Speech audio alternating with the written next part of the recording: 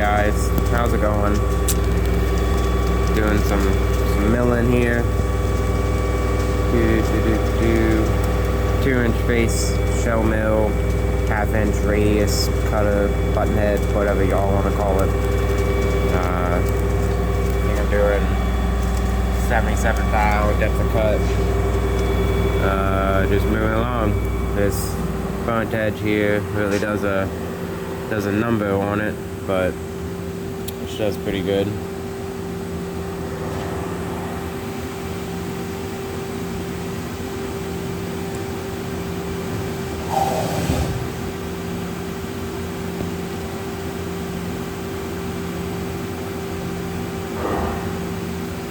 Doing some